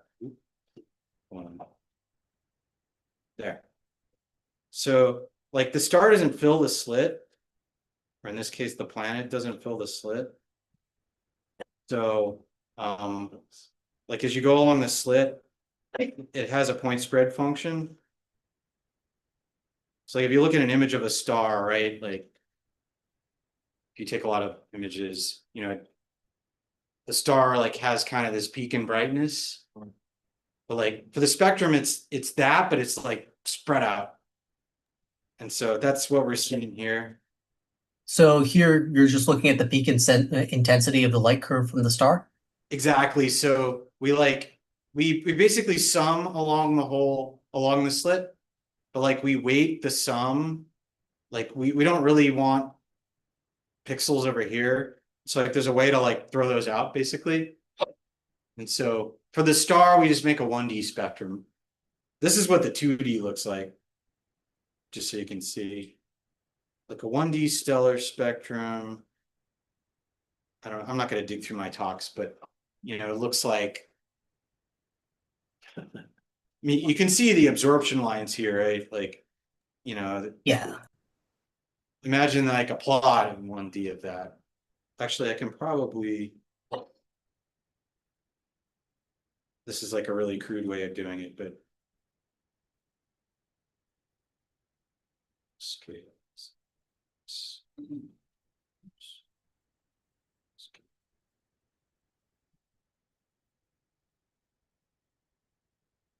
There, like you see at the bottom there, I'm kind of doing a horizontal cut through the spectrum. Like Okay, that's what like what I work or like what someone on stars would be looking at. And so right. the x-axis there would be like the wavelength and then the y-axis would be how bright it is. All right, thank you. You're welcome. One thing that occurs to me, I think it's just so fascinating that the different elements give off different lines on the rainbow. It's so cool that you can identify what element it is based on what colors are coming. I know. But we in our normal everyday life think of blue being cold and red being hot, but in the spectrum, red is actually cool. And I think maybe some folks might not be aware of that when the spectrum moves into the blue, that's hotter. And so a blue star is way hotter than like a red star. You can see the colors, but through just looking at them, you can see stars of different color. But through a spectrometer like this, so I mean, anyway, I'm just thinking, clarify that. Just folks, and that correlates to age also, right? It can. Sometimes. So like for a main sequence star, it doesn't. But once the star starts to die and go into the red giant phase or super red giant phase, it cools down. You know, it expands. When it expands, because you have more surface area, you have less energy coming out per square meter or whatever. And so overall it cools down. It gets bright and it gets red. So like Betelgeuse is like super bright, super red. True. Those younger, those big bright blue stars are usually younger than the right ones.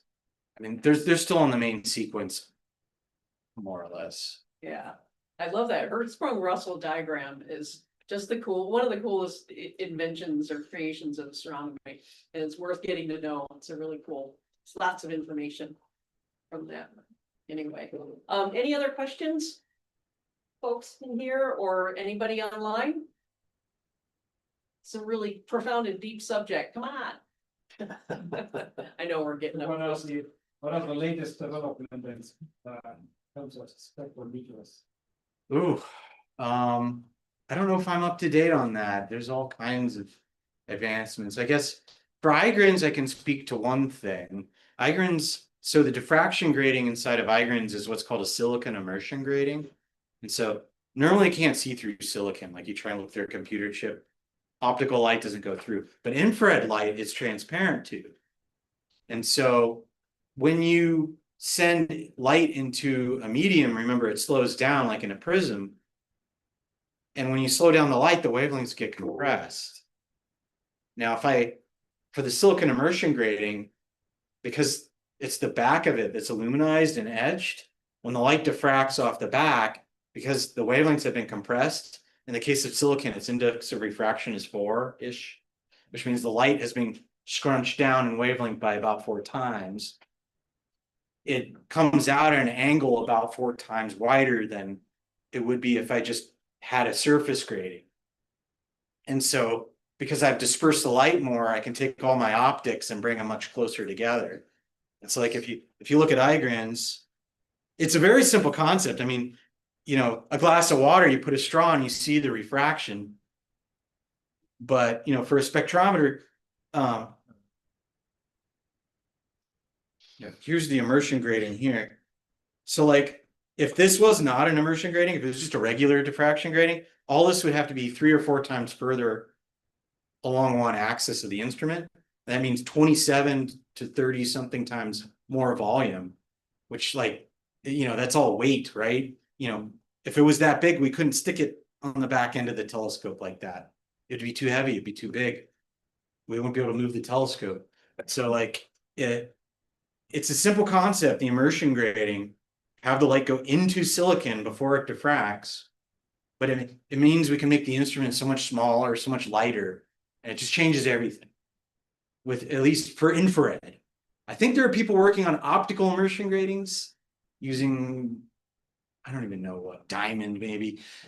It's expensive to do that. But that's one of the big advances that has helped the infrared. So Igrans 2, there's a spectrometer called iShell on the IRTF in Hawaii that uses it. And we're building another one called GMT NIRS that uses immersion gratings as well. That is because the index of diffraction in the near infrared is so high. It's because the index of refraction for silicon is high. Yeah. And silicon is transparent to the near infrared. Wouldn't work for the optical for silicon. Yes. Can you bring up one of the images of the spectral emission lines that you have with the multiple bands and the gray and black and white? Yeah, so for example, this is all for molecular hydrogen?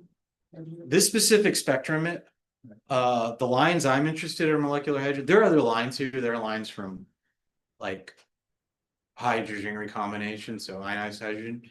There are also lines from around sky. So like if you see a lot of these here, they're just like everywhere. Those are from OH molecules in our upper atmosphere.